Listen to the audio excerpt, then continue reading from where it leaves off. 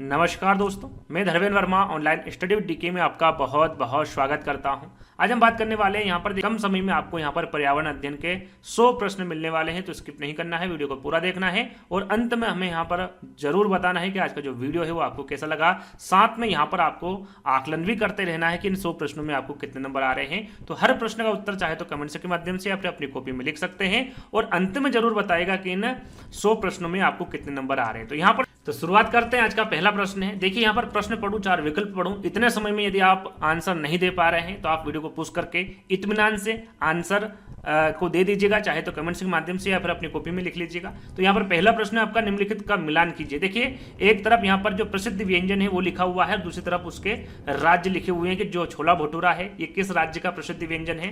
तो यहाँ पर देखिए कूट में आपको आंसर देना है। सही आंसर क्या होगा? देखिए छोला भटूरा है ना, छोला भटूरा कहाँ का व्यंजन है प्रसिद्ध, तो आपको सभी को पता होगा ये कहाँ का है, पंजाब का है। तो पहले में क्या आएगा आपका? ई आएगा, है ना। यहाँ लिख लेते ताकि हम डायरेक्ट यहाँ पर आंसर लगा सके। नारियल डली करी के साथ जो उबला हुआ टेपियोका है ये कहाँ पर खाया जाता है, तो सभी को पता होगा ये केरल में खाया जाता है। तो आपका सेकंड नंबर पे आएगा आपका बी। और सरसों के तेल में बनी जो पकी मछली होती हैं ये कहाँ पर खाई जाती है, ये कहाँ का प्रसिद्ध व्यंजन है, तो ये कश्मीर का है। तो आपका तीसरे नंबर पर आ जाएगा आपका डी। और नारियल में तेल में बनी जो पकी मछली है ये कहाँ पर खाई जाती है, तो ये गोवा में खाई जाती है। कहाँ पर खाई जाती है? गोवा में। तो यहाँ पर जो मिलान होगा आपका 4th नंबर पर आएगा आपका ए, है ना। तो ए बी डी और ए बी डी और ए कहाँ पर है? सॉरी ई लिखा हुआ है, ई बी डी और ए। तो यहाँ पर देखिए 4th वाले विकल्प में देखेंगे तो 4th वाला विकल्प आपका सही होगा। याद रखिएगा जो छोला भटूरा है ये पंजाब का प्रसिद्ध व्यंजन है। नारियल डली करी के साथ जो उबला हुआ टेपियोका खाया जाता है, केरल में खाया जाता है। सरसों के तेल में बनी जो पकी मछली है ये कश्मीर में खाई जाती है और नारियल के तेल में जो बनी पकी मछली है ये गोवा में खाई जाती है। तो ये जो प्रश्न है ये सीटेट एग्जाम में पूछा गया प्रश्न है। आगे हम बात करेंगे तो भारतीय में त्योहार का एक समूह जो पूर्णिमा के दिन मनाया जाता है, पूर्णिमा के दिन कौन सा त्योहार मनाया जाता है ये आपको बताना है। दीपावली, होली, महाशिवरात्रि, दीपावली, होली रक्षाबंधन, गुरु नानक जन्मदिन या फिर होली, गुरु नानक जन्मदिन, मकर संक्रांति। यहाँ पर पूर्णिमा के दिन कौन सा दिन मनाया जाता है त्योहार के रूप में, इसके बारे में आपको बताना है। तो ये मनाया जाता है आपका होली मनाया जाएगा, रक्षाबंधन, साथ में गुरु नानक जयंती। यदि आपने तीसरे पर टिक किया है तो बिल्कुल आपका सही आंसर होगा। चलिए तीसरा प्रश्न है कि अरब सागर में स्थित भारत का जो प्रमुख तेल उत्पादक क्षेत्र है, यहाँ पर तेल उत्पादक क्षेत्र पूछा गया है। बॉम्बे हाईवे है, दीव है, दमन है या फिर अलियाबेट है। तो यहाँ पर जो प्रमुख तेल उत्पादक क्षेत्र होगा वो आपका बॉम्बे हाई होगा। यहाँ पर पहला वाला विकल्प आपका सही होगा। अगला प्रश्न है, निरंतर होने वाले सामान्य शोर के दुष्प्रभाव के कारण को क्या कहते हैं? मीठा जहर कहते हैं, धीमा जहर कहते हैं, तीव्र जहर कहते हैं या फिर स्थानीय जहर कहते हैं। क्या कौन सा जहर कहेंगे? तो यहाँ पर देखिए निरंतर होने वाले सामान्य जो शोर के दुष्प्रभाव का जो कारण होता है उसे क्या कहेंगे? धीमा जहर करेंगे, धीमा जहर कहेंगे। बी वाला विकल्प आपका सही होगा। निम्नलिखित में से भारतीय राज्यों में से किस राज्य की कोई समुद्री सीमा नहीं है? वो कौन सा राज्य है जिसकी समुद्री सीमा नहीं है? गुजरात है, गोवा है, महाराष्ट्र है या फिर राजस्थान है? फटाक से इसका आंसर दीजिए, 5वें का क्या होगा? तो देखिए यहाँ पर सही आंसर होगा आपका राजस्थान, है ना। जो राजस्थान राज्य है इसकी कोई भी समुद्री सीमा नहीं होती है। तो डी वाला विकल्प आपका सही होगा। अगला प्रश्न, जंगली गधों का अभ्यारण्य कहां पर है? देखिए अभ्यारण्य से संबंधित प्रश्न पूछा जाता है। जंगली गधों का अभ्यारण्य कहां पर है? मध्य प्रदेश में है, गुजरात में है, राजस्थान में या फिर बिहार में है? तो राइट आंसर आपका यहां पर होगा गुजरात में। देखिए जो समय मैं आपको दे रहा हूं उस समय में यदि उस समय में आप सही आंसर का चयन नहीं कर पा रहे तो वीडियो को पुश कर लीजिएगा, है ना। मैं यहाँ पर जल्दी जल्दी आपको आंसर बता रहा हूं। तो जंगली गधों का जो अभ्यारण्य है कहां पर स्थित है? तो ये गुजरात में स्थित है। अगला प्रश्न है कि नीचे दी गई सूची पर विचार करना है आपको। कछुआ, घड़ियाल, कौवा, बतख, मछली। इस सूची में आपको बताना है कि निम्न में से कौन सा दूसरों से भिन्न है। क्या कछुआ है, क्या घड़ियाल है, कौवा है, बतख है या फिर मछली है? मछली, यहाँ पर 4 विकल्प है, मछली, घड़ियाल, कौवा या फिर कछुआ, है ना। तो राइट आंसर आपका क्या होगा? यहाँ पर कौवा, है ना। बाकी सब क्या है? जल में रहते, कौवा जल में नहीं रहता, इसलिए ये भिन्न है। तो यहाँ पर कौवा आपका बिल्कुल सही आंसर होगा। चलिए अगला प्रश्न है, भारत में प्रोजेक्ट टाइगर प्रारंभ किया गया था। कब किया गया था? 81 में, 73 में, 72 में या फिर 85 में? कब किया गया था भारत में प्रोजेक्ट टाइगर का आरंभ कब किया गया था? सभी को पता है, सरल सा प्रश्न है। यह किया गया था आपका 1973 में। कब किया गया था? 1973 में।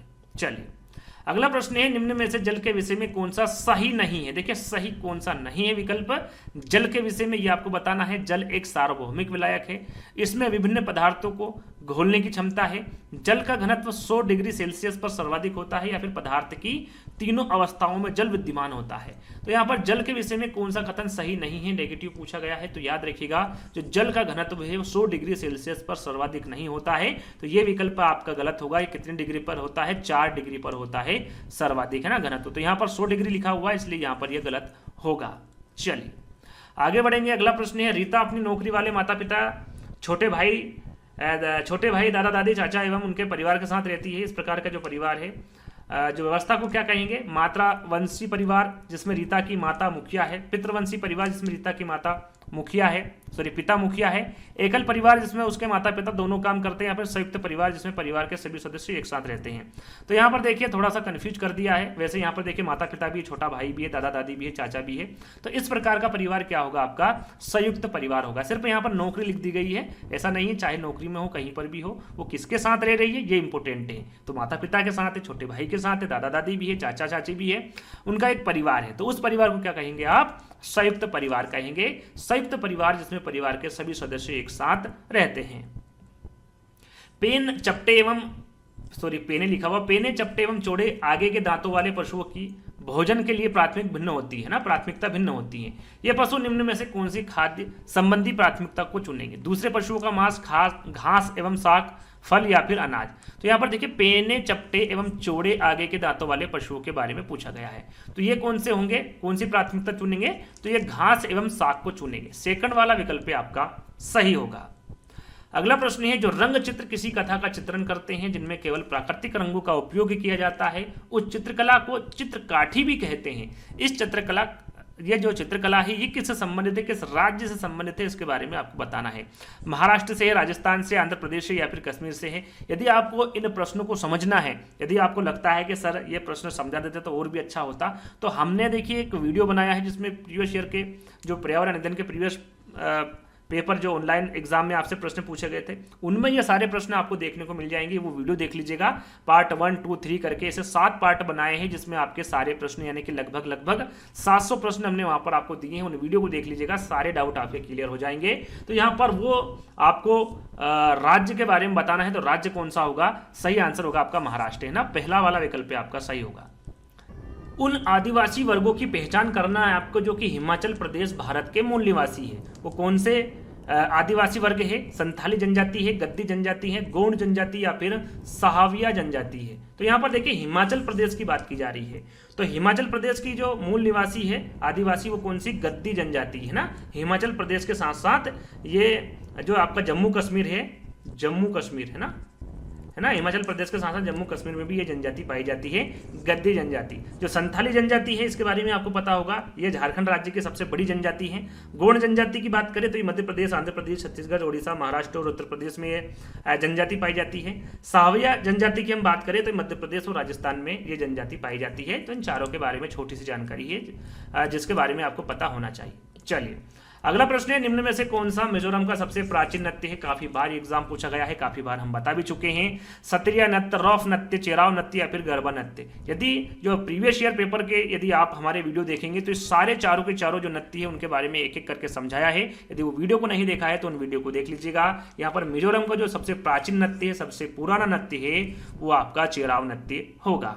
चलिए अगला प्रश्न है आपका, मड़गांव से नागरकोइल के बीच की दूरी लगभग 1134 किलोमीटर है। यदि इस दूरी को कोई रेलगाड़ी 21 घंटे में तय करती है, कितने घंटे में तय कर रही है, 21 घंटे में तय करती है, तो इन दोनों शहरों के बीच रेलवे स्टेशनों के बीच रेलगाड़ी की औसत 4 मीटर प्रति सेकंड में आपको देना, क्या देना है, चाल, है ना, चाल आपको यहां पर निकालनी है। देखिए सबसे ज्यादा प्रश्न जो सीटेट एग्जाम में पूछे गए हैं वो चाल से पूछे गए हैं। चाल का सूत्र आपको पता हो तो आसानी से आप यहां पर निकाल सकते हैं। चाल का सूत्र क्या है, दूरी बटे समय, है ना, इसको अच्छे से याद कर लीजिएगा, दूरी बटे समय। दूरी कितनी है, 1134 किलोमीटर है, ये किलोमीटर में है ना, और मीटर प्रति सेकंड में आंसर देना है। तो 1134 बटे 21 और ये घंटे में आंसर, ये घंटे में दे रखा है जिसको मीटर प्रति सेकंड में आपको निकालना है। तो 21 को हम 1134 काटेंगे, 21 का भाग यदि हम 1134 में देंगे तो कितनी बार कटेगा, 54 बार, है ना, देख लेना 54 बार कटेगा। अब यहां पर 54 ये क्या आया आपका, किलोमीटर प्रति घंटे की दर से आया है और हमें क्या निकालना है, मीटर प्रति सेकंड में। तो मीटर प्रति सेकंड में निकालने के लिए आपको सभी को पता होगा 54 में किसका भाग देंगे हम, 5/18 का। किसका, 5/18 का। और 18 को हम 3 से गुणा करेंगे तो क्या आएगा आपका, 54 आएगा। और 5 3 कितने होते हैं, 15 होते हैं ना, सॉरी 15। तो 15 मीटर प्रति सेकंड आपका सही आंसर होगा। तो 15 कहां पर है, आपके पहले वाले विकल्प में, और यही आपका सही आंसर होगा। चलिए अगला प्रश्न है, कोई छात्र ए पर है और बी पर पहुंचना चाहता है। इसके लिए वहां पहले ओ पर जाता है और ए के ठीक उत्तर में 90 मीटर दूरी पर है और वहां ओ से बी पर ठीक पश्चिम दिशा में 120 मीटर दूरी तय करके पहुंचता है। ए की बी से कम दूरी और बी के सापेक्ष की दिशा आपको ज्ञात करना है। तो इस प्रकार के प्रश्न जो पूछे जाते हैं सीटेट एग्जाम में, उसको कैसे हल करेंगे। सबसे पहले आपको दिशा का ज्ञान होना चाहिए। सबसे ऊपर क्या होती है, उत्तर होती है। सबसे नीचे क्या होती है, दक्षिण। इधर क्या होती है, पूर्व। और इधर क्या होता है आपका, पश्चिम होता है ना। तो इससे आप आसानी से जो दिशा है उसको ज्ञात कर सकते हैं। तो यहां पर देखिए हम एक बिंदु बना लेते हैं कि ये बिंदु है ना। और बिंदु पर क्या, कोई छात्र ए पर है, तो यहां क्या मान लेंगे हम, ए मान लेंगे, है ना। तो यहां पर देखिए ए, इसके लिए वहां पहले ऊपर जाता है, तो जो ए के ठीक उत्तर में 90 मीटर की दूरी पर है। कहां पर है, उत्तर में 90 मीटर। उत्तर कहां पर है, ऊपर है ना। तो यहां पर हम एक लाइन खींच लेते हैं जो कि कितनी है, ये 90 मीटर है। और कहां पर पहुंचा, ये ओ पर। आगे चलते हैं कि ओ से बी तक ठीक पश्चिम दिशा में। पश्चिम कहां पर है, इस तरफ है ना। तो कितना चला, 120 मीटर। तो यहां पर हम लिख लेंगे 120 मीटर। और ये कहां पर पहुंच गया, बी पर। तो दूरी तय करके पहुंचता ए की बी से कम दूरी, है ना। ए से बी, इधर हम जाएंगे। ये वाली जो दूरी है इसके बारे में आपको बताना है। और बी के सापेक्ष की दिशा, यहां पर कोई आदमी खड़ा है और ए तरफ देख रहा है, ए तरफ, है ना। बी से सापेक्ष दूरी पूछा गया है ना। तो यहां पर कोई आदमी खड़ा है, कोई भी खड़ा हो, और इधर ए तरफ यदि उसको जाना है तो कौन सी दिशा होगी। तो यहां पर आप देख सकते हैं कौन सी दिशा होगी, पूर्व दक्षिण, है ना, या दक्षिण पूर्व होगी। तो दक्षिण पूर्व यहां पर कहां पर लिखा हुआ है, देखिए बी वाले विकल्प में लिखा हुआ है। और दूसरे विकल्प में और तीसरे विकल्प में। पहला विकल्प में दक्षिण पश्चिम, तो ये तो हो नहीं सकता, और चौथा हो ही नहीं सकता। अब दोनों में आपका एक आंसर हो सकता है, तो हम इसको हल करके देख लेते हैं। अब हल कैसे आप करेंगे, तो एक छोटी सी ट्रिक मैंने आपको बताई थी, इससे पहले हमारे वीडियो देखे होंगे। तो आपको क्या करना है, करनी में जो भी यहां पर संख्या लिखी हुई है ना, जैसे कि 90 मीटर है, तो हम 90 को किस में लिख लेंगे, जो भी यहां पर संख्या लिखी हुई है सबका हमें स्क्वायर कर लेना है ना। तो 90 का स्क्वायर प्लस 120 का स्क्वायर। तो यदि हम 90 का स्क्वायर करेंगे तो कितना आएगा आपका, तो 90 का आप यदि स्क्वायर करेंगे तो आपका आएगा 810।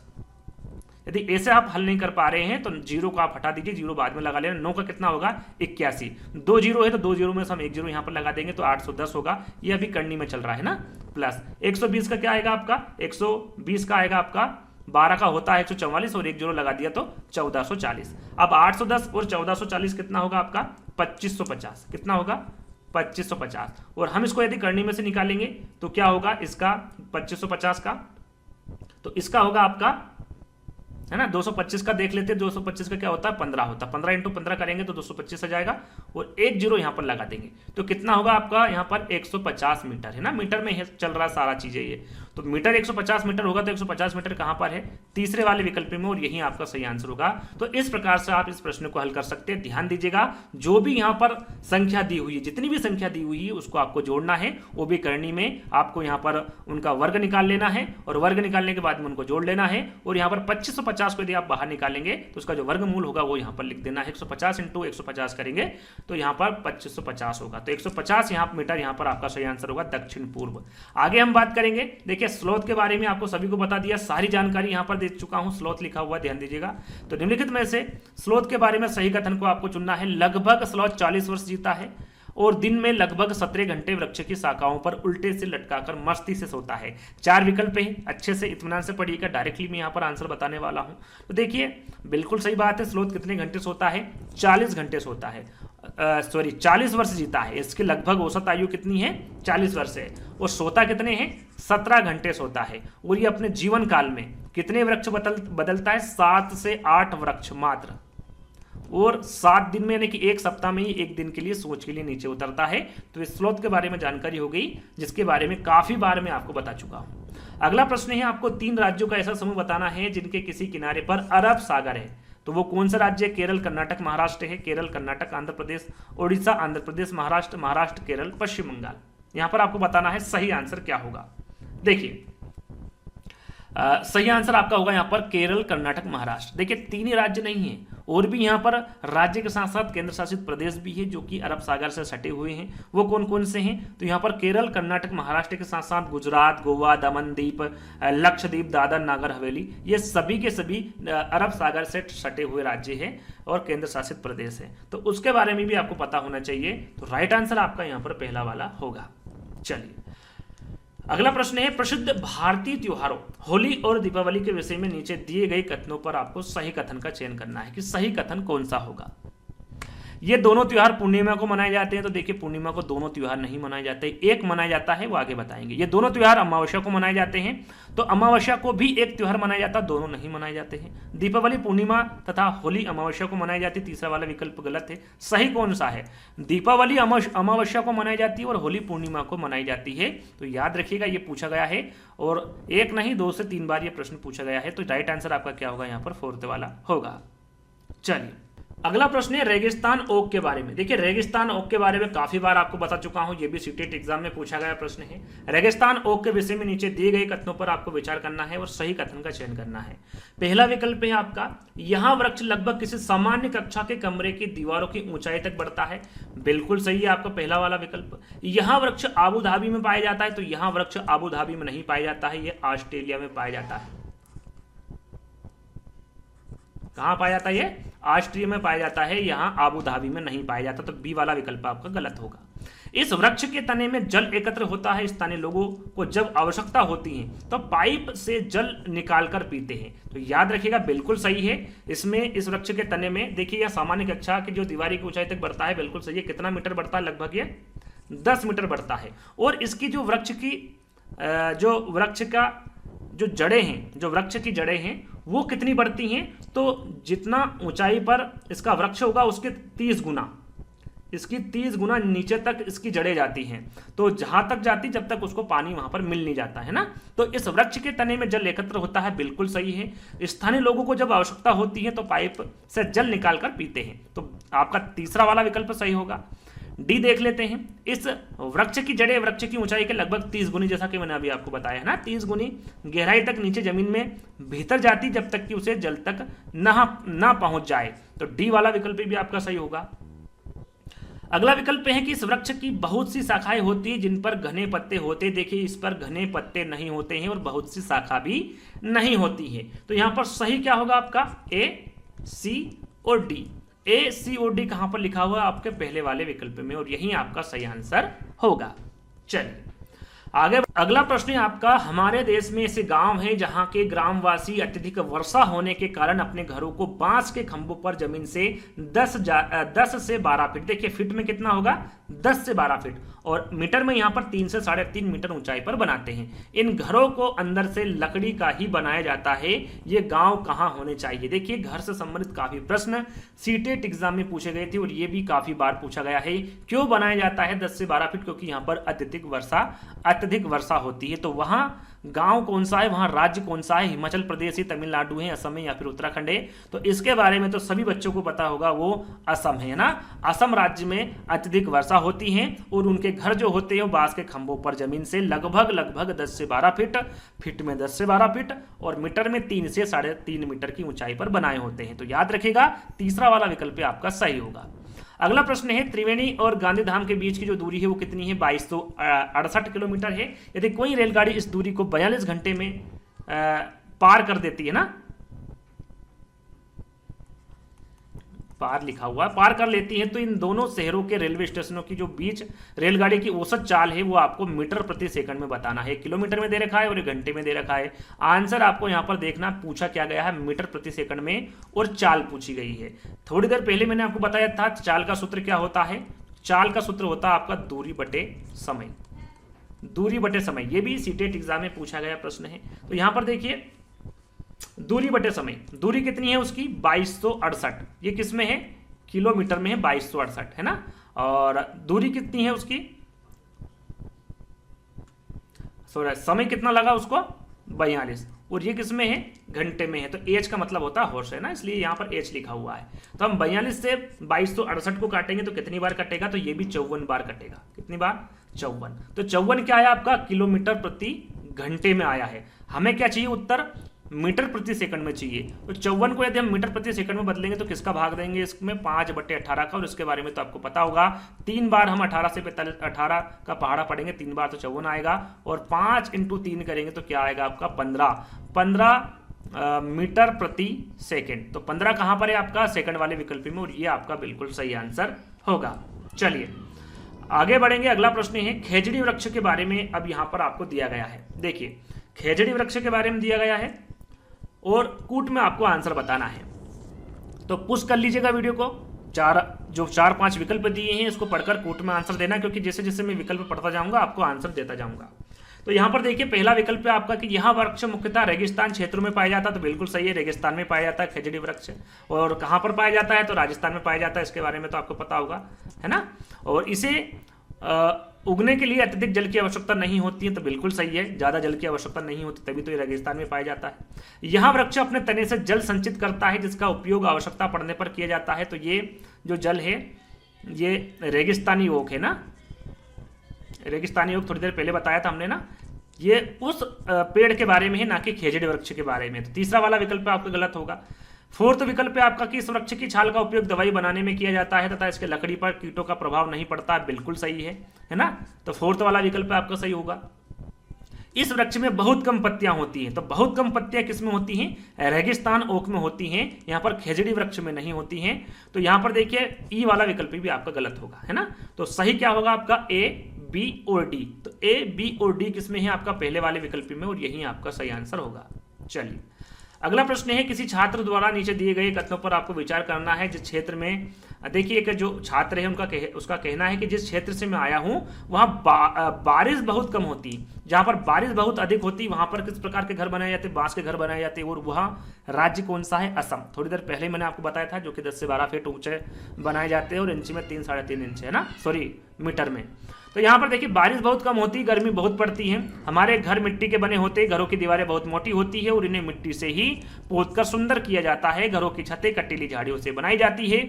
यहाँ पर बनाई लिखा हुआ है ना, बनाई जाती है। यह छात्र निम्नलिखित में से किस राज्य से आया हुआ है। तो जहां पर गर्मी बहुत होती, बहुत कम वर्षा होती है, वहां पर रेगिस्तान पाया जाता है। जैसे रेगिस्तान कहां पर है, थोड़ी देर पहले ही मैंने आपको बताया था। तो उससे आप यहाँ पर समझ सकते हैं कि वहां राज्य कौन सा है, लद्दाख है, असम है, राजस्थान है या फिर उत्तर प्रदेश है। तो लद्दाख में बरसात होती है, असम में होती है, उत्तर प्रदेश में होती है। कहां पर बहुत कम वर्षा होती है, राजस्थान में बहुत कम वर्षा होती है। राजस्थान ओक के बारे में जैसे हमने बताया था, खेजड़ी के बारे में हमने बताया था, जो कि वहाँ का राजकीय वृक्ष भी है खेजड़ी राजस्थान का, जैसे कि आपको पता होगा। तो वहाँ पर जो राजस्थान है, यहाँ पर बारिश बहुत कम होती है, गर्मी बहुत पड़ती है। यहाँ पर जो घर होते हैं वो मिट्टी के बने होते हैं, साथ में जो दीवारें होती हैं वो भी जो होती मोटी बनी होती हैं, जिससे जो सूर्य का प्रकाश है वो जल्दी घर में ना घुस सके अंदर, है ना। तो ये इसकी जो मिट्टी से ही इसको पोतते हैं, इसकी सुंदरता जो होती है वो मिट्टी से ही सुंदरता बनाई जाती है। घरों की छतें कटीली झाड़ियों से बनाई जाती है। तो ये राज्य कौन सा होगा आपका, राजस्थान होगा। तीसरा वाला विकल्प आपका सही होगा। अगला प्रश्न है किसी सभा में अपना परिचय देते समय किसी छात्र का कथन है, इस पर विचार आपको करना है कि वो जिस जगह से आया वहां से अधिकतर लोग सरसों के तेल में पकी। शुरू में मैंने आपको बताया था पहले प्रश्न में, सरसों के तेल में पकी जो मछली है वो कहाँ के लोग खाना पसंद करते हैं। यह छात्र किस जगह से आया है, गोवा से, केरल से, कश्मीर से, मिजोरम से। पहले वाले विकल्प में ही मैंने आपको बताया था, यदि आपने ध्यान दिया होगा तो यहाँ पर आप सटीक और जल्दी से आंसर बता सकते हैं कि वहां जगह कौन सी होगी, कश्मीर होगी। कश्मीर के जो लोग हैं वो सरसों के तेल में बनी पक्की मछली को खाना पसंद करते हैं। तो तीसरा वाला विकल्प आपका सही होगा। अगला प्रश्न है निम्नलिखित में से कौन से जानवर का जो आगे के दांत है उसकी पूरी जिंदगी बढ़ते रहते हैं ना, पूरी जिंदगी आगे के दांत बढ़ते रहते हैं। बिल्ली है, गिलेरी, सांप है या फिर बाघ है।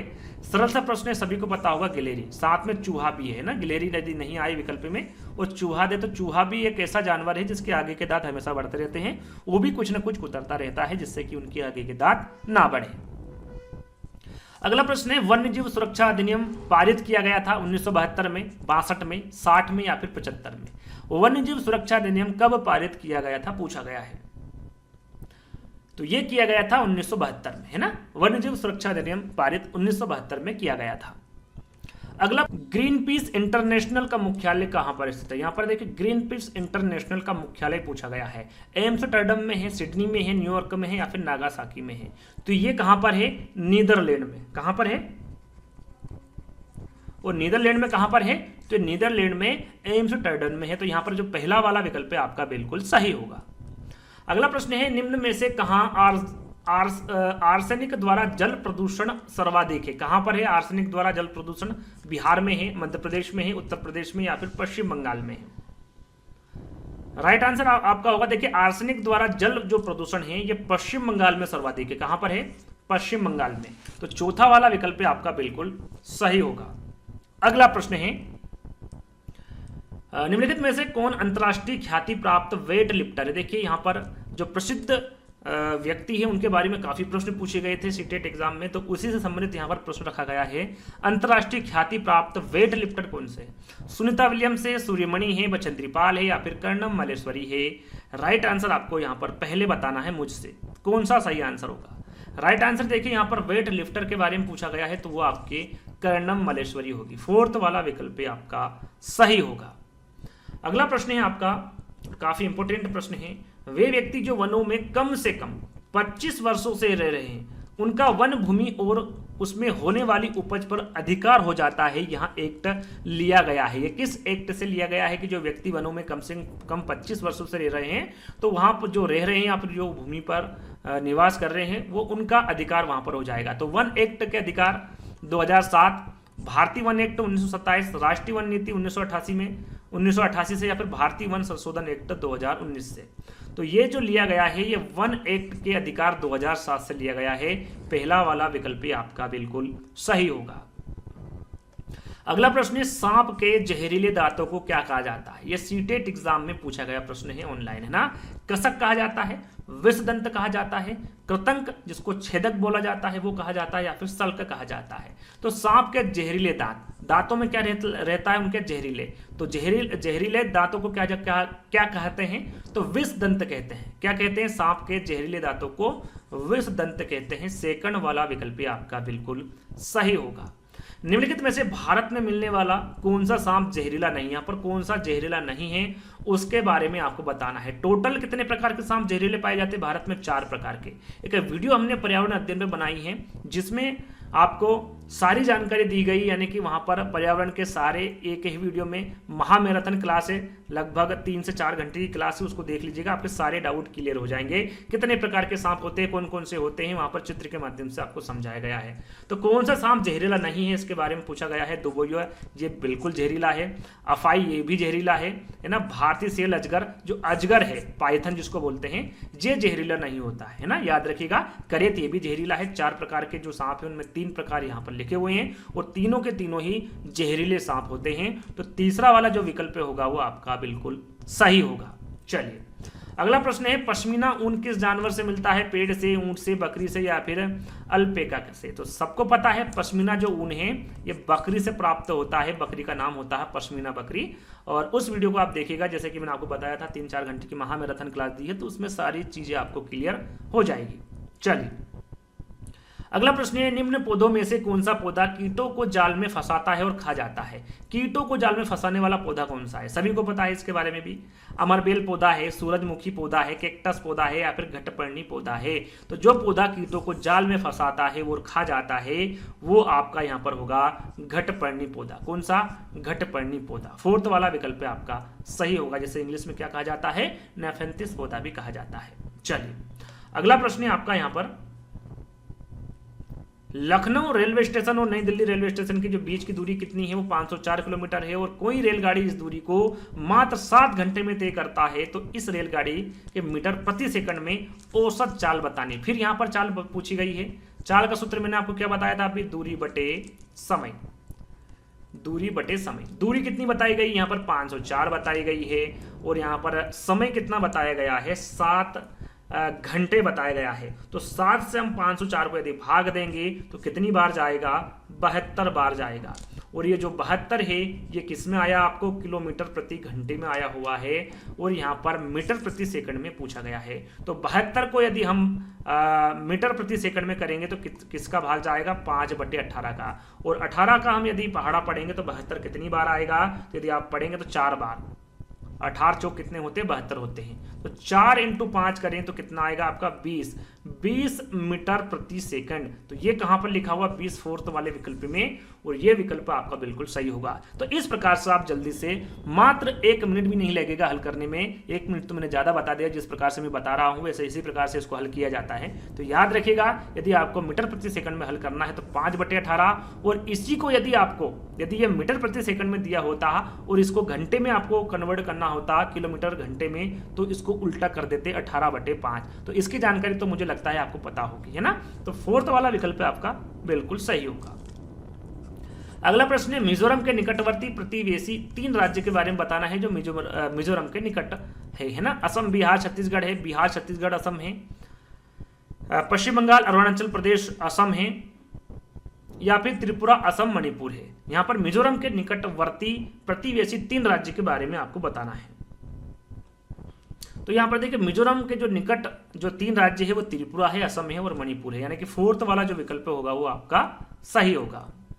अगला प्रश्न है, भारत के किस राज्य संघ शासित प्रदेश में पहाड़ों पर जंगलों के निवासी की ग्राम सभा पंचायत एक विशेष सभा में लॉटरी निकालकर यह निश्चित करती है कि किस परिवार को उस साल खेती की कितनी जमीन मिलेगी। यहां पर जिस राज्य के बारे में हम बात कर रहे हैं, उस राज्य में, जैसे कि उदाहरण के तौर पर यहां पर कुछ भी एक, जैसे कि लोटा ही रख दिया है ना, कुछ भी रख दिया, कोई सा पात्र रख दिया, उसमें चिट बनी होती है ना, चिट पर नाम लिखे होते हैं और इस पात्र पर डाल दिए जाते हैं, जिसमें जो व्यक्ति, यदि कोई सा भी जो ग्राम पंचायत, ग्राम सभा जो उनकी लगी हुई है, उसमें से एक व्यक्ति जो लॉटरी की टिकट है उसको उठा लेता है, जिसका नाम आता है उसको वो खेती दे दी जाती है और उस साल वही खेती करता है। वहां किसी पर्टिकुलर व्यक्ति की जो खेती है वो नहीं होती है ना, हर साल किसी न किसी को देते रहते हैं, और किसके माध्यम से देते हैं, ग्राम सभा में वो लॉटरी निकाल कर ही देते हैं। तो वो कौन सा राज्य है, लद्दाख है, मिजोरम है, अरुणाचल प्रदेश या फिर झारखंड है।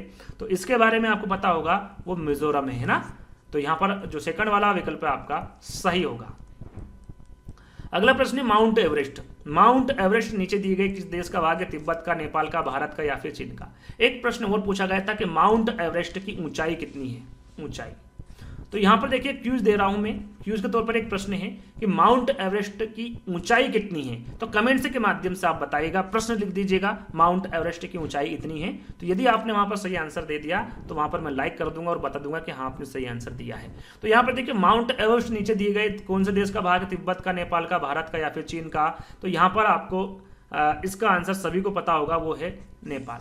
माउंट एवरेस्ट जो किस देश का भाग है, तो नेपाल का है। सेकंड वाला विकल्प आपका सही होगा।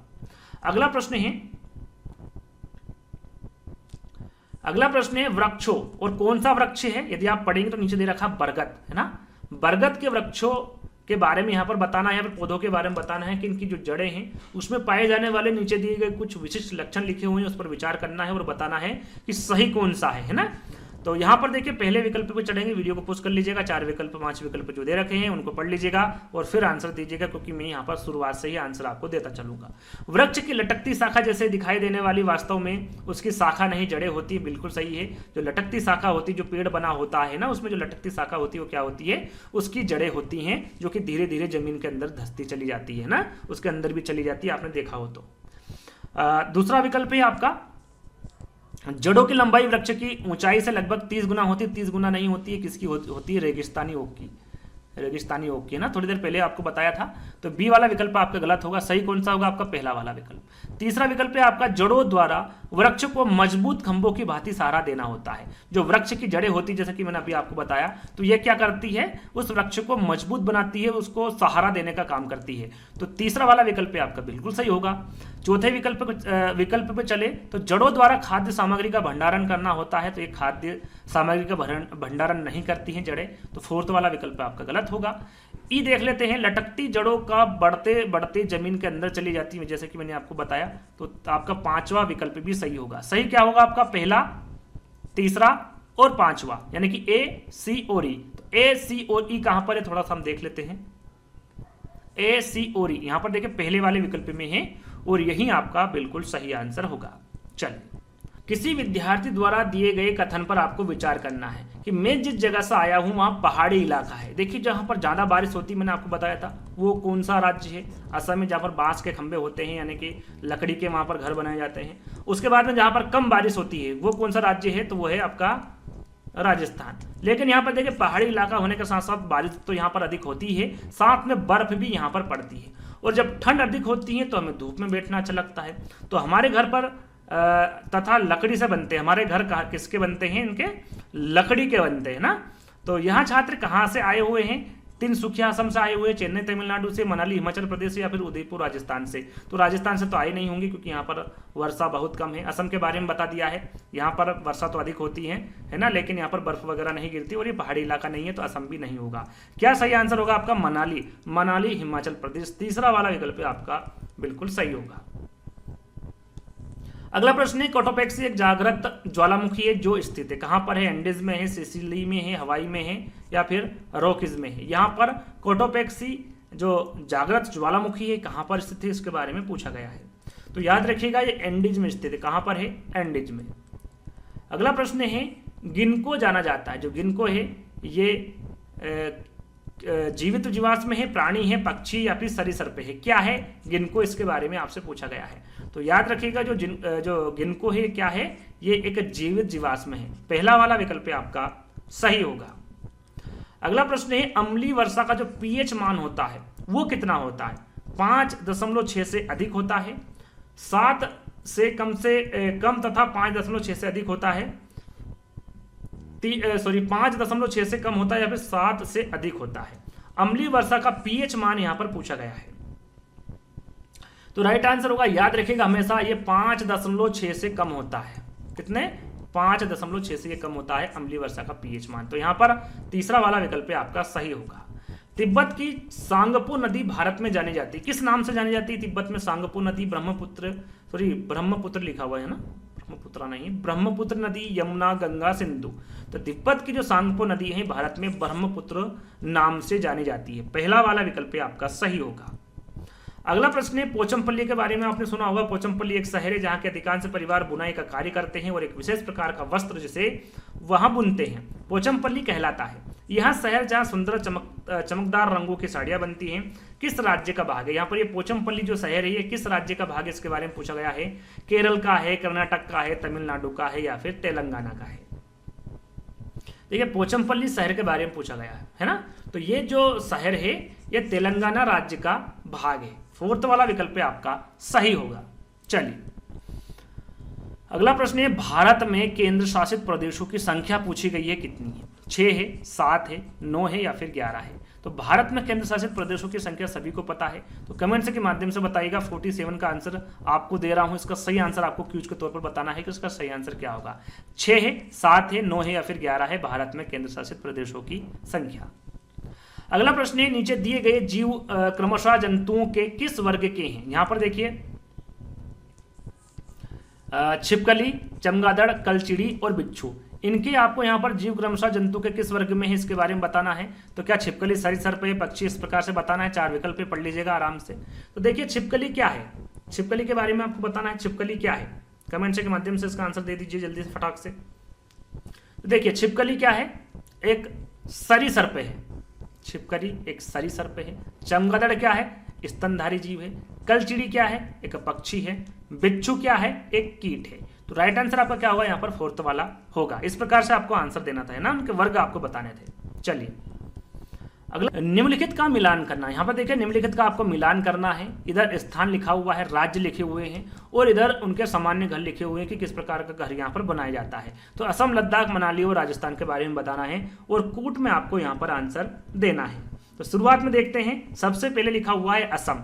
असम में किस प्रकार के घर बनाए जाते हैं? तो मैंने आपको बताया था बांस के मजबूत खंभों से बना होता है, ढालू छतें होती है। तो यहाँ पर कहाँ पर लिखा हुआ, 5वें पे। तो यहाँ पर लिखते चलते हैं ताकि कंफ्यूजन ना हो। तो यहाँ पर देखिए आपका ए का क्या होगा, ए का वी होगा, है ना। लद्दाख में किस प्रकार के घर बनाए जाते हैं? तो लद्दाख में आपके पत्थर से बने फर्श छतें लकड़ी की बनी होती है, जैसा कि थोड़ी देर पहले मैंने आपको बताया था। मनाली में किस प्रकार के घर बने होते हैं, तो मनाली में मैंने अभी थोड़ी देर पहले ही आपको बताया था। यहाँ पर किस प्रकार के बने होते हैं, पत्थर लकड़ी के बने होते हैं और इसकी ढालू छतें होती हैं, ढालू लिखा हुआ है यहाँ पर, है ना। राजस्थान में क्या होता है, मिट्टी के कटीले घर तथा झाड़ियों से बनी छतें होती हैं, तो यहाँ पर तीसरा वाला होगा आपका, है ना। तो चारों राज्यों के बारे में पूछा गया था, तो यहाँ पर मैं लिखना भूल गया। बी का क्या बताया था मैंने अभी आपको, सेकंड, है ना। और सी का क्या बताया था आपको यहाँ पर, चौथा वाला। और डी का क्या बताया था आपको यहाँ पर, तीसरा वाला। तो इससे क्या पता चलता आपको, 5, 2, 4 और 3, 5, 2, 4 और 3, यानी कि पहला वाला विकल्प आपका यहाँ पर सही होगा। तो इस प्रकार से आप इन सही जोड़ी को मिलान कर सकते हैं। चलिए अगला प्रश्न है, झारखंड की मुख्य फसल कौन सी है, गेहूं है, मूंगफली है, मक्का है या फिर चावल है। सभी को इसका आंसर पता होगा, जल्दी से इसका आंसर आप कॉपी में या फिर कमेंट्स के माध्यम से दे सकते हैं। तो झारखंड की मुख्य फसल के बारे में पूछा गया है, वो क्या होगी, चावल होगी। उस एक को चुनिए जो अन्य से भिन्न है, क्या झील, पर्वत, तालाब, नदी, झरना, इन पांचों में से भिन्न कौन सा है, उसके बारे में आपको बताना है। क्या झील है, पर्वत है, तालाब है या फिर झरना है। यहाँ पर पहला विकल्प है ये, और ये दूसरा ही मान लीजिए इसको, और इसको तीसरा मान लीजिए, है ना। ये 4 विकल्प हैं, इसमें से भिन्न आपको बताना है क्या है। तो सभी को पता है पर्वत, है ना, झील, तालाब, नदी, झरना ये सब पानी के स्रोत है, और पर्वत नहीं है, तो पर्वत यहाँ पर इन सभी से भिन्न है। तो सेकंड वाला विकल्प आपका सही होगा। चलिए निम्नलिखित में से किसे हमारे देश में आने वाले व्यापार दक्षिण अमेरिका से हमारे देश में लाए थे। दक्षिण अमेरिका के बारे में पूछा गया है, बंद गोभी, टमाटर, मटर या फिर भिंडी। तो यहाँ पर दक्षिण अमेरिका और भी जो राज्य है उनके बारे में, जैसा कि मैंने आपको बताया, जो महामैराथन क्लास है उसको देख लीजिएगा, सारी चीजें आपकी क्लियर हो जाएंगी। कौन से देश से कौन सा फल या फिर कौन सी सब्जी आई थी, सारी जानकारी वहां पर हमने दे रखी है। तो यहाँ पर डायरेक्टली मैं आंसर बताऊंगा टमाटर, है ना। टमाटर जो है ये दक्षिण अमेरिका से हमारे देश में लाया गया था। तो सेकंड वाला विकल्प आपका सही होगा। अगला प्रश्न है कि हमारे देश के नीचे दिए गए किन 2 राज्यों के लोगों का सर्वप्रिय भोजन इडली, बड़ा, डोसा, सांभर, नारियल की चटनी है। तो यहाँ पर देखिए तेलंगाना, गुजरात है, उड़ीसा आंध्र प्रदेश है, तमिलनाडु आंध्र प्रदेश है या फिर गोवा केरल है, जहाँ पर इडली खाया जाता है, बड़ा, डोसा, सांभर, नारियल की चटनी, जहाँ पर लोकप्रिय भोजन है, वो कौन से 2 राज्य हैं, इसके बारे में आपको बताना है। तो यहां पर वो 2 राज्य होंगे आपके, तमिलनाडु और आंध्र प्रदेश। तीसरा वाला विकल्प आपका यहां पर बिल्कुल सही होगा। यहां के जो लोग हैं वो सर्वप्रिय जो इनका भोजन होगा वो इडली, बड़ा, डोसा, सांभर, नारियल की चटनी होगी। तो तीसरा वाला विकल्प आपका सही होगा। चलिए अगला प्रश्न है कि हमारे देश के किस भाग में लोगों को रहने के लिए बड़े तिकोने टेंट को रेबो कहते हैं, और जानवरों के रहने के स्थान को क्या कहा जाता है, लेखा। जहां पर वो रहते हैं उसे क्या कहा जाता है, रेबो कहा जाता है। और जहां पर जो जानवर, जो पश्मीना बकरी है, जैसे कि आप वो वीडियो देखेंगे तो आपको समझ में आएगा, तो जो पश्मीना बकरी को जो रखा जाता है उस स्थान को क्या कहा जाता है, लेखा। तो वो किस राज्य के हैं वो लोग, वो आपको बताना है। अरुणाचल प्रदेश है, मेघालय है, जम्मू और कश्मीर या फिर लेह और लद्दाख है। तो यहां पर आपका राइट आंसर होगा वो आपका लेह और लद्दाख होगा, है ना, लेह और लद्दाख। फोर्थ वाला विकल्प आपका सही होगा। छऊ नृत्य किस राज्य के सामान्य लोगों का नृत्य या फिर लोक नृत्य है। जितने भी लोक नृत्य हैं और कहाँ के हैं, किस राज्य के हैं, उस वीडियो के माध्यम से बताया है, उसको देख लीजिएगा। बार बार मैं आपको कह रहा हूँ, उसकी लिंक आपको दे दूंगा, है ना। उस लिंक पर आप जैसे ही क्लिक करेंगे, है ना, या तो आपको डिस्क्रिप्शन में मिल जाएगी उसकी लिंक, या फिर उसके लिंक में यहाँ पर ऐड कर दूंगा। यहाँ पर आपको बार बार वो दिखती रहेगी, उस पर भी क्लिक करेंगे तो आप आसानी से उस वीडियो पर पहुंच जाएंगे। तो यहाँ पर देखिए छऊ नृत्य के बारे में पूछा गया है। उत्तर प्रदेश है, असम में, छत्तीसगढ़ या फिर मिजोरम में। तो राइट आंसर आपका होगा यहाँ पर छत्तीसगढ़। जो छऊ नृत्य हैं ये छत्तीसगढ़ राज्य के सामान्य लोगों का नृत्य है। तो यहाँ पर तीसरा वाला विकल्प आपका सही होगा। कुडुख कहाँ के लोगों की बोलचाल की भाषा है, असम, अरुणाचल प्रदेश, मिजोरम या फिर झारखंड। तो इसके बारे में आपको पता होगा कि ये झारखंड राज्य की भाषा है ना, कुडुख। तो यहाँ पर फोर्थ वाला विकल्प आपका सही होगा। उस पक्षी का आपको नाम बताना है जिसकी आंखें मानव की तरह सामने की तरफ होती हैं। चील है, बाज है, गिद्ध है या फिर उल्लू है। राइट आंसर आप सभी को पता होगा, वो होगा आपका उल्लू। जो उल्लू है, उसकी जो पक्षी है उल्लू, उसकी आंखें मानव की तरह सामने की तरफ होती है। फोर्थ वाला विकल्प आपका सही होगा। वह जंतु कौन सा है जो अपने कानों को अलग अलग दिशाओं में बहुत अधिक घुमा लेता है, जो बाहर की ध्वनि को इकट्ठा करने में उसकी सहायता करता है। उस जानवर के बारे में आपको बताना है, उस जंतु के बारे में आपको बताना है। लंगूर है, स्लोथ है, कुत्ता है या फिर बाघ है। तो यहाँ पर जैसे ही आप 4 विकल्प पढ़ेंगे आंसर आपके सामने होगा, वो बाघ है। और बाघ ही एक ऐसा जानवर है जो कि जब पत्ते हिल रहे होते हैं झाड़ियों के, तो वो किस कारण हिल रहे होते हैं? क्या हवा के कारण हिल रहे होते हैं या फिर वहां पर कोई जानवर छुपा होता है? तो ये भी वो अपनी कानों की मदद से ये उसको पता चल जाता है। तो वो जानवर कौन सा है, वो जंतु कौन सा है? बाघ है। 4th वाला विकल्प आपका सही होगा। उस कार्यकलाप को चुनिए जो अन्य कार्यकलापों से भिन्न है। चाय बनाना, तैरना, कंघी करना या फिर आटा गूंथना। चाय बनाना, तैरना, कंघी करना, आटा गूंथना, इन चारों में से कौन सा अन्य है ना? उसके बारे में आपको बताना है। तो देखिए, कंघी करना है ना, चाय बनाने में पानी का उपयोग होता है, तैरने में, आटा गूंथने में, लेकिन कंघी करने में ऐसा कुछ भी उपयोग नहीं होता है। इस कारण कंघी करना इन चारों से भिन्न है। तो तीसरा वाला विकल्प आपका बिल्कुल सही है। अगला प्रश्न और काफी इंपॉर्टेंट प्रश्न, ये प्रश्न सीटेट एग्जाम में पूछा गया है और इस प्रकार के प्रश्न एग्जाम में पूछे ही जाते हैं। तो यहाँ पर देखिए, कॉलम फर्स्ट और सेकंड दे रखा है। यहाँ पर आपको मिलान करना, पक्षी के नाम एक तरफ लिखे हैं और घोंसलों का विवरण यहाँ पर दे रखा है। तो आपको सही विकल्प का चयन करना है कि यहाँ पर सही विकल्प कौन सा होगा। देखिए, शकरखोरा।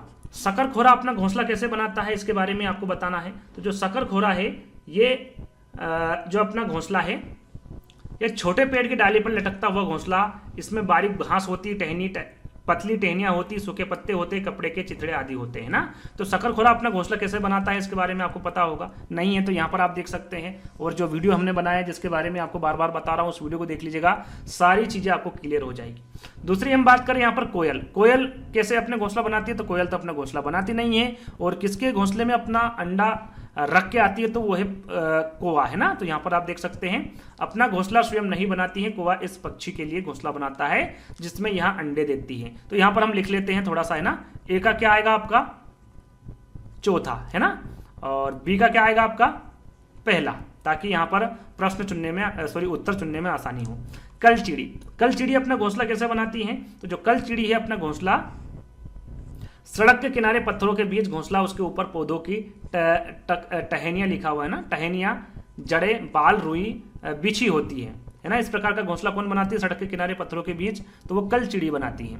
उसके बाद आ जाए दर्जिंग चिड़िया। दर्जिंग से होती दर्जी, है ना।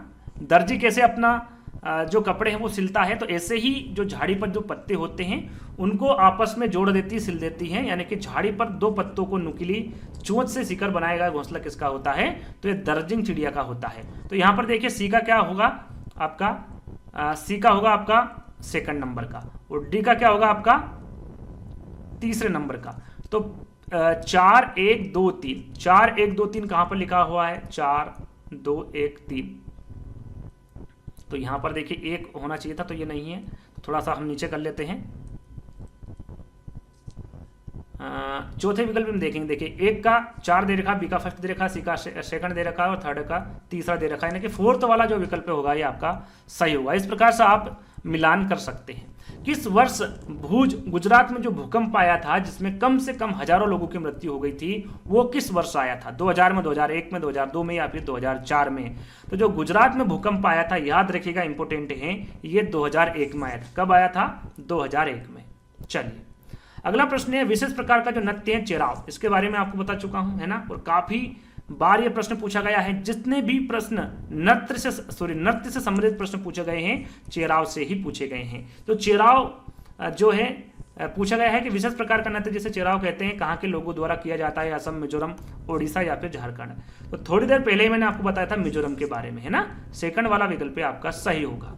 चलिए, एक कार 1512 किलोमीटर की दूरी को 28 घंटे में तय करती है। इस कार की औसत चाल, देखिए फिर से यहाँ पर चाल पूछी गई है और मीटर प्रति सेकंड में पूछी गई है, और आपको यहाँ पर किलोमीटर में दे रखा है।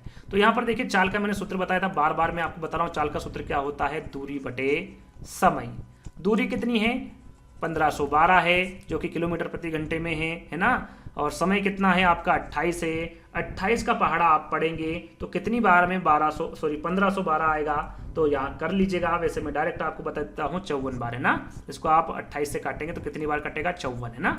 और 54 क्या है? ये किलोमीटर प्रति घंटे में है, ये m लिखा हुआ है ना, किलोमीटर प्रति घंटे में। इसको आपको सेकंड मीटर सेकंड में आपको बदलना है तो कैसा बदलेंगे, 54 में किसका भाग देंगे, 5/18 का, और 18 का आप पहाड़ा पढ़ेंगे तो कितनी बार आएगा आपका, मात्र 3 बार में ना, 18 कितने होते हैं, 54 होते हैं। तो 5 × 3 करेंगे तो कितना आएगा आपको, 15 है ना, और ये 15 क्या आएगा, आ गया आपका मीटर प्रति सेकंड में। तो 15 कहाँ पर लिखा हुआ है, सेकंड वाले विकल्प में, और यही आपका बिल्कुल सही आंसर होगा। चलिए अगला प्रश्न है, घाना नेशनल पार्क किस राज्य में स्थित है, उत्तर प्रदेश में, उत्तराखंड में, राजस्थान में या फिर गुजरात में। राइट आंसर क्या होगा, 64 का। इसका सही आंसर होगा आपका राजस्थान। याद रखिए घाना नेशनल पार्क ये कहां पर स्थित है, तो राजस्थान में स्थित है। तीसरा वाला विकल्प आपका सही होगा। चलिए कौन सा वन जीव संरक्षण क्षेत्र हंगुल मृग के संरक्षण के लिए प्रसिद्ध है। हंगुल मृग है ना, सरिस्का है, दाचीगाम है, जिम कार्बेट है या फिर रानीखेत है।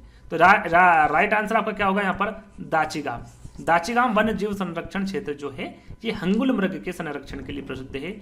सेकंड वाला विकल्प आपका सही होगा। सबसे पुराना जो उद्यान है वो कौन सा, जिम कार्बेट राष्ट्रीय उद्यान। इसके बारे में सारी जानकारी आपको मिल जाएगी, जैसा कि मैंने आपको बताया, वहां पर चले जाइएगा। चलिए आगे बात करते हैं। अगला प्रश्न है आपका, मगरमच्छ मुख्य रूप से शिकारियों द्वारा मारे जाते हैं, सींगों के लिए, त्वचा के लिए, दांतों के लिए या फिर खुशबू के लिए। राइट आंसर आपका होगा यहाँ पर त्वचा के लिए। जो मगरमच्छ मुख्य रूप से शिकारी द्वारा मारे जाते हैं वो त्वचा के लिए मारे जाते हैं। बोरा चिपचिपी चावल की एक सामान्य किस्म है या मुख्य रूप से पाया जाता है। असम में पाया जाता है, बिहार में, ओडिशा में या फिर तमिलनाडु में। जो बोरा है एक प्रकार का चावल है, एक प्रकार के किस्म है जो कि चिपचिपे चावल होते हैं। तो ये कहां पर पाए जाते हैं, मुख्य रूप से। राइट आंसर आपका यहाँ पर होगा, ये पाए जाते हैं असम में। कहां पर, असम में। पहला वाला विकल्प आपका सही होगा। एक छोटे से पेड़ या झाड़ी की शाखा से लटकने वाला जो घोंसला है वो कौन बनाता है, कौन सा पक्षी बनाता है। सूर्य पक्षी, कोवा, बारबेट या फिर भारतीय रोबिन। तो वो बनाता है सूर्य पक्षी, सनबर्ड है ना। पहला वाला जो विकल्प होगा वो आपका सही होगा। ये छोटे से पेड़ या झाड़ी की शाखा से लटकने वाला जो घोंसला है वो सूर्य पक्षी या फिर सनबर्ड बनाता है। चलिए मलयालम में माँ की बड़ी बहन को क्या कहा जाता है, बलियम्मा कहा जाता है, अम्मुम्मा कहा जाता है, थम्मा या फिर दीदू। तो ये प्रश्न सीटेट एग्जाम में पूछा गया था। तो मलयालम में माँ की बड़ी बहन को बलियम्मा कहा जाता है। पहला वाला विकल्प आपका सही होगा। चलिए अगला प्रश्न है, निम्नलिखित में से कौन सा एक स्थान केरल में है। केरल में कौन सा स्थान है, बलसाड़ है, कोझिकोड है, उडुपी है या फिर मालाखेड़ा है। तो यहाँ पर केरल के बारे में पूछा गया है और राइट आंसर आपका यहाँ पर होगा कोझिकोड। जो कोझिकोड है ये स्थान कहाँ पर स्थित है, केरल में स्थित है। सेकंड वाला विकल्प आपका सही होगा।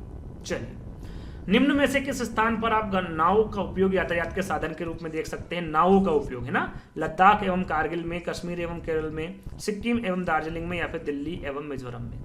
राइट आंसर आपका होगा यहाँ पर कश्मीर और केरल। इन दो राज्यों में आप नावों का जो उपयोग है वो यातायात के साधन के रूप में देख सकते हैं।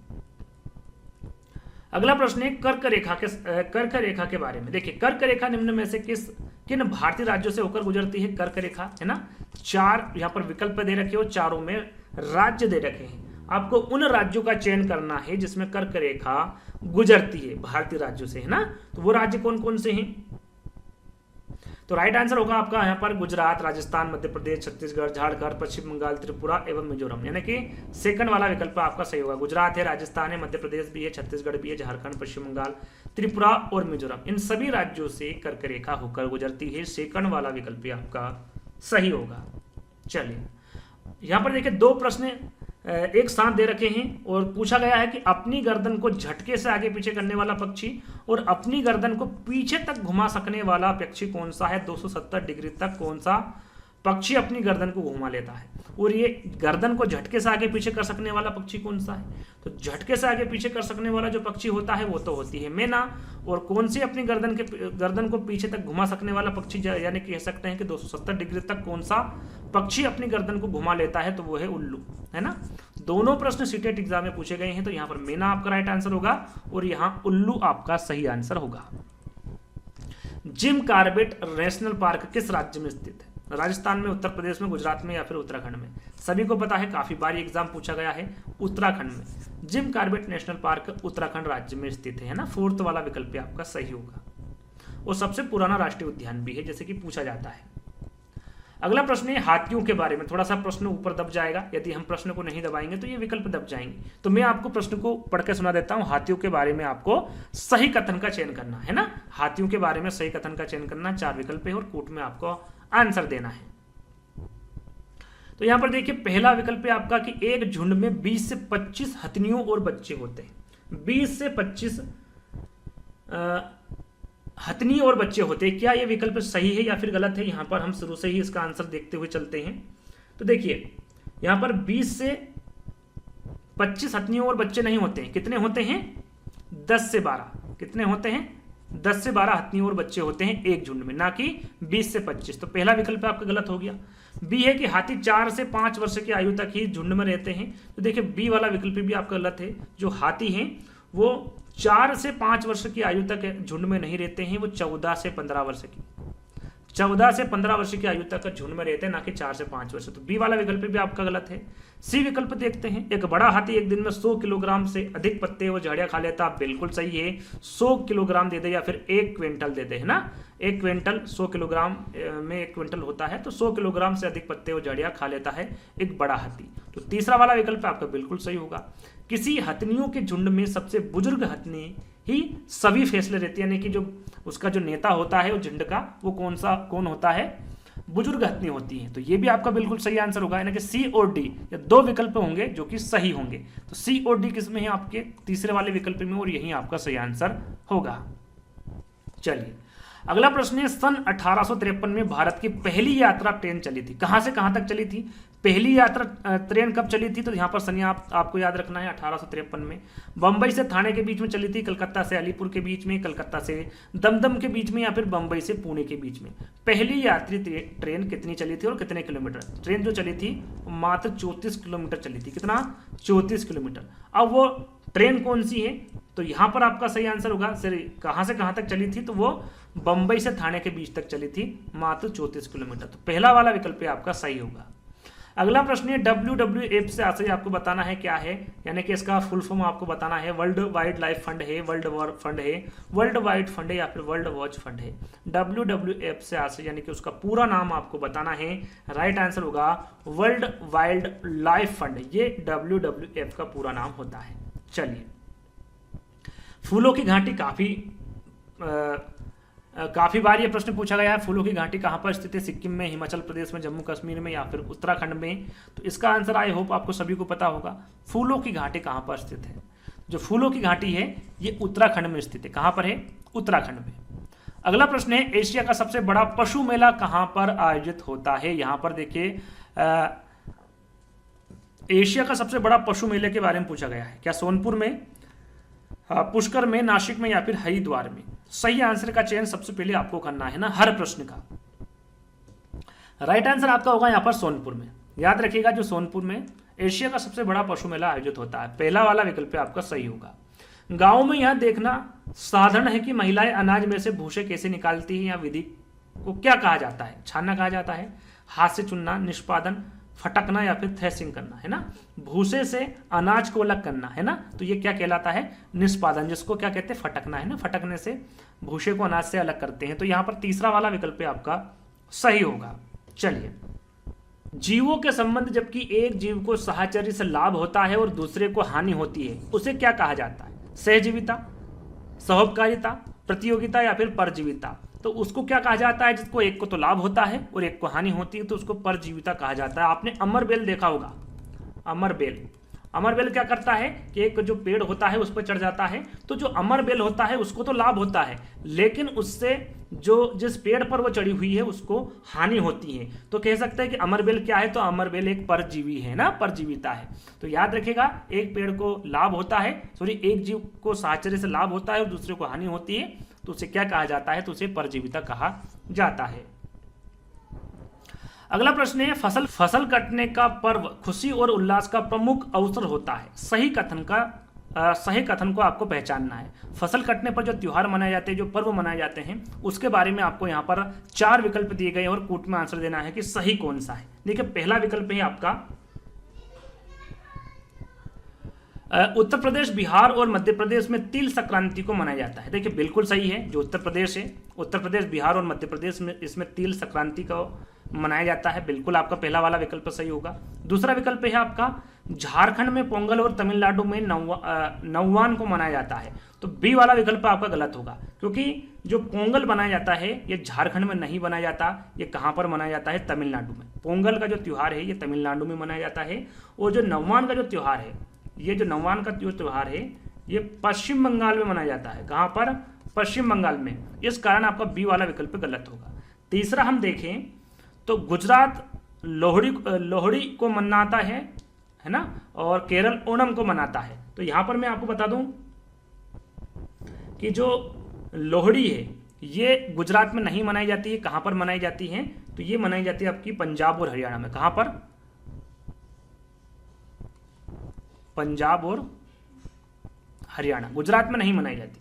और ओणम की हम बात करें तो जो ओणम है ये केरल में ही मनाई जाती है। कहाँ पर? केरल में जो ओणम का त्यौहार है ये मनाया जाता है, लेकिन गुजरात में लोहड़ी नहीं मनाई जाती है, पंजाब और हरियाणा में मनाई जाती है। तो तीसरा वाला विकल्प भी आपका गलत हो गया। डी की हम बात करें तो महाराष्ट्र में गुड़ी पड़वा, बिल्कुल सही है, महाराष्ट्र में गुड़ी पड़वा मनाया जाता है। असम में बिहू मनाया जाता है। पश्चिम बंगाल में नौवान मनाया जाता है, जैसे कि अभी हमने आपको बताया था यहाँ पर, है ना।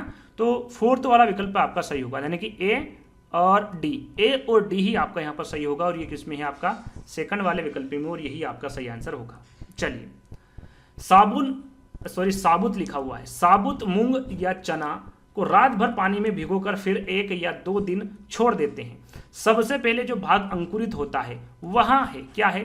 तना है, पत्ती है, जड़ है, या फिर फल है। आपने देखा होगा और आपने किया भी होगा, है ना। एक टाइम ऐसा था कि आपने इसको रखा होगा पानी में भिगोकर, वो अंकुरित हो जाता है। तो वो भाग कौन सा है इसके बारे में आपको बताना है। तो वो भाग आपका होगा जड़, है ना। वो जो अंकुरित होता है वो कौन सा भाग होता है? वो जड़ होती है। तो तीसरा वाला विकल्प आपका यहाँ पर सही होगा। चलिए, बेरी नामक रोग विषमता निम्न में से किस विटामिन की कमी से होता है? Vitamin B12, vitamin B2, vitamin B1 या फिर विटामिन B3। यहाँ पर बेरी नामक रोग के बारे में पूछा गया है, और इसके बारे में आपको सभी को पता होगा, यह विटामिन B1 की कमी से होता है। पटसन का रेशा पटसन के पौधों के किस भाग से प्राप्त होता है? बीज से, पत्ती से, फूल से, या फिर तना से। पटसन का जो रेशा है वो पटसन के पौधे के किस भाग से प्राप्त होता है? पता होगा आपको इसके बारे में। तो ये होता है तना से। किससे होता है? तना से। फोर्थ वाला विकल्प आपका सही होगा। निम्न में से कौन सा जड़ नहीं है? देखिए, जड़ कौन सा नहीं है इसके बारे में आपको बताना है। मूली, शकरकंद, टेपियोका या फिर आलू। तो ये देखिए आपका यहाँ पर मूली, टेपियोका और शकरकंद, ये तीनों ही जड़ के अंतर्गत आते हैं। लेकिन आलू के साथ साथ अदरक के साथ साथ लहसुन, और लहसुन जैसे कि आलू तो मैंने आपको बता ही दिया है ना, और रतालू भी, यहाँ पर एक और लिख लेते हैं, रतालू आपने खाए होंगे। तो यहाँ पर देखिए आलू, अदरक, लहसुन और रतालू, ये क्या है? ये तना है। इनको क्या कहा जाता है? तना कहा जाता है ना। याद रखिएगा, इनको क्या कहा जाता है? तना कहा जाता है, जो गोल होते हैं। ध्यान रखिएगा, इस प्रकार से आप याद कर सकते हैं। आलू कैसा होता है? गोल होता है, जिनकी पूंछ नहीं निकली होती है। जैसे कि मूली को देखिएगा, मूली किस प्रकार की होती है? इस प्रकार से। तो इसकी क्या हो? पूंछ होती है। तो जहां पर पूंछ होती है, जिनमें वो क्या होती है? जड़ होती हैं। और जिनमें पूंछ नहीं होती, जैसे गोल होती है, आपने अदरक भी देखा होगा, उसमें पूंछ नहीं होगी, लहसुन में भी पूंछ नहीं होती, रतालू में भी नहीं होती है। तो ये क्या है? ये तना है। तो इस प्रकार से आप जांच कर सकते हैं, पता कर सकते हैं। तो फोर्थ वाला विकल्प आपका सही होगा। चलिए, हमारे सौरमंडल में कौन सा ग्रह पृथ्वी से छोटा है? पृथ्वी से छोटा कौन सा है? मंगल है, बृहस्पति है, बुध है, या फिर शनि है? सभी को पता है ये तो, है ना, कि हमारे सौरमंडल में जो पृथ्वी से छोटा है वो कौन सा है? बुध है। हांगकांग में निम्नलिखित में से कौन सा भोजन लोकप्रिय है? सोमजेन है, लिंगुफेन है, मापू टोपू है, या फिर सूखी है? तो इसके बारे में आप सभी को पता होगा। जहां पर हांगकांग आ जाता है, वहां लिंगुफेन आपके मन में, आपके जहन में आ जाता है, क्योंकि काफी बार आपने ये प्रश्न पढ़ा होगा। तो लिंगुफेन आपका सही आंसर होगा। किस प्रकार के पक्षी की चोंच मीट को काटने और खाने के काम आती है? तिकोने आकार की चोंच, सीधी और पतली चोंच, हुक जैसी चोंच, या फिर लंबी पतली सुई जैसी चोंच? यहाँ पर उस पक्षी के बारे में बताना है जिसकी चोंच मीट को काटने और खाने में काम आती है। तो उसकी चोंच कैसी होती है? हुक जैसी चोंच होती है। यहाँ पर चोंच लिखा हुआ है ना, चोंच होती है। वो किसकी होती है? ये जो हुक जैसी वाली चोंच कैसी होती है? जो मीट को काटने और खाने वाली होती है। तो तीसरा वाला विकल्प आपका सही होगा। अगला प्रश्न है वर्ली जनजाति वर्ली आर्ट जिसे बोलते कला जिसको बोला जाता है ना, आर्ट मतलब कला, के लिए सुप्रसिद्ध है जो कि बनती है बांस और पत्थरों से बनती हैं, बांस और पत्थरों से, गाय के गोबर और मिट्टी से, या फिर मिट्टी और पत्थरों से। वर्ली जनजाति के लोग जो वर्ली आर्ट करते, वर्ली कला जो करते हैं जो कि सुप्रसिद्ध है, वो किससे बनाते हैं? तो वो गाय के गोबर और मिट्टी से बनाते हैं। तीसरा वाला विकल्प आपका सही होगा। कान्हा राष्ट्रीय उद्यान भारत के किस राज्य में है? तमिलनाडु में, मध्य प्रदेश, पश्चिम बंगाल या फिर गुजरात। तो मैंने देखिए एक वीडियो बनाया था जिसमें जितने भी उद्यान है, जितने भी अभ्यारण्य हैं और जो सीटेट ऑनलाइन एग्जाम में पूछे गए हैं वो सारे एक ही वीडियो में दिए हैं। यदि आपने नहीं देखा है तो हमारे चैनल पर जाइएगा और जो भी अभी लेटेस्ट एक महीने के अंदर अंदर हमने जो वीडियो बनाई है वो एक एक करके देख लीजिएगा। आप सीटेट में अच्छे अंक प्राप्त कर सकते हैं। इस प्रकार से हर वीडियो को बनाया गया है। तो यहाँ पर आपका सही आंसर होगा मध्य प्रदेश। मध्य प्रदेश में सबसे ज्यादा राष्ट्रीय उद्यान है। पूछा जाता है कि सबसे ज्यादा राष्ट्रीय उद्यान किस राज्य में है? तो वो है मध्य प्रदेश में, है ना। तो वहां पर सारी जानकारी दी गई है, कितने हैं, कौन कौन से हैं, सारी जानकारी इस वीडियो के माध्यम से दी गई है। अगला प्रश्न है आपका, कार्बन डेटिंग संदर्भित करता है, किसको संदर्भित करता है? श्वेत पट पर लिखने के लिए कार्बन का प्रयोग, प्राचीन स्थलों में मौजूद हड्डियों या सामग्रियों के आयु मापन, चट्टानों की शक्ति मापन, या फिर इनमें से सभी। तो यहां पर देखिए कार्बन डेटिंग के बारे में पूछा गया है। तो ये प्राचीन स्थलों में मौजूद हड्डियों या सामग्रियों के आयु मापन को संदर्भित करता है। सेकंड वाला विकल्प आपका सही होगा। अगला प्रश्न है, संविधान सभा ने कब राष्ट्रीय गान को अपनाया? राष्ट्रीय गान को कब अपनाया गया था? 21 मई 1949 को, 1950 को, 24 जनवरी 1950 को, 20 जनवरी 1950 को, या फिर 13 नवंबर 1949 को। राष्ट्रीय गान कब अपनाया गया था संविधान सभा ने? तो यहां पर आपका सही आंसर होगा ये 24 जनवरी 1950 को अपनाया गया था। 24 जनवरी, है ना। सेकंड वाला विकल्प आपका सही होगा। किसी राज्य के राज्यपाल की नियुक्ति के लिए कम से कम आयु क्या होनी चाहिए? राज्यपाल की नियुक्ति के लिए 50 वर्ष, 35 वर्ष, 45 वर्ष या फिर 30 वर्ष। सही आंसर होगा आपका 35 वर्ष। याद रखिएगा, किसी राज्य के राज्यपाल की नियुक्ति के लिए कम से कम जो आयु होगी, जो होनी चाहिए, वो 35 वर्ष होनी चाहिए। किस देश के संविधान से मौलिक कर्तव्य लिया गया? देखिए मौलिक कर्तव्य के बारे में पूछा गया है। यूएसए से लिया गया है, यूनाइटेड किंगडम से, जर्मनी से, या फिर यूएसएसआर से। तो ये लिया गया है आपका यूएसएसआर यानी कि रूस से, है ना। और रूस से जो पंचवर्षीय योजना है ये भी रूस से ही लिया गया है। तो यहाँ पर फोर्थ वाला विकल्प आपका सही होगा। सर्वाधिक जैव विविधता पाई जाती है शांत घाटी में, सुरमा घाटी में, फूलों की घाटी में, या फिर दोरांग घाटी में। कहां पर सर्वाधिक जैव विविधता पाई जाती है? तो राइट आंसर आपका होगा शांत घाटी में। शांत घाटी में सर्वाधिक जैव विविधता पाई जाती है। भारतीय संसद द्वारा जैव विविधता अधिनियम पारित किया गया था। कब किया गया था? 16 अक्टूबर 1990, 10 दिसंबर 1980, 11 मई 1972, या फिर 11 दिसंबर 2002। यहां पर भारतीय संसद द्वारा जैव विविधता अधिनियम कब पारित किया गया था पूछा गया है। तो यह पारित किया गया था आपका 11 दिसंबर 2002 को। कब? 11 दिसंबर 2002 को। चलिए अगला प्रश्न, निम्नलिखित में से कौन सी कृषि करने की प्रक्रिया पर्यावरण संरक्षण में सहायक है? अधिक उपज वाली किस्म की खेती, ग्लास हाउस के पौधे लगाना, ग्लास हाउस में पौधे लगाना, शिफ्टिंग खेती, या फिर जैविक खेती। तो यहां पर देखिए कौन सी कृषि करने की प्रक्रिया पर्यावरण संरक्षण के लिए सहायक है? तो वो है जैविक खेती। कौन सी? जैविक खेती। फोर्थ वाला विकल्प आपका सही होगा। अगला और अंतिम प्रश्न, जैसा कि बताया था कि टोटल आपको 100 प्रश्न मिलेंगे और इन 100 प्रश्नों में आपको कितने नंबर आ रहे हैं ये जरूर कमेंट्स के माध्यम से बताइएगा। भारतवर्ष का राष्ट्रीय जलीय प्राणी के बारे में आपको बताना है। खारे पानी वाला मगरमच्छ है, ओलिव रिडले टर्टिल है, गंगा में रहने वाली डॉल्फिन है, या फिर गंगा प्रवासी घड़ियाल है। तो इसके बारे में पता होगा जलीय प्राणी के बारे में, वो है आपका गंगा में रहने वाली डॉल्फिन। तो यहाँ पर तीसरा वाला विकल्प आपका सही होगा। तो आपको ये 100 प्रश्न अच्छे लगे होंगे, कम समय में आपको ये प्रश्न मिले। तो आज का वीडियो आपको कैसा लगा कमेंट्स के माध्यम से बताना है। यदि और इस प्रकार के वीडियो चाहिए तो आप हमें कमेंट्स के माध्यम से बता सकते हैं। तो जल्द ही दोस्तों एक नई वीडियो के साथ मिलेंगे। जब तक के लिए धन्यवाद।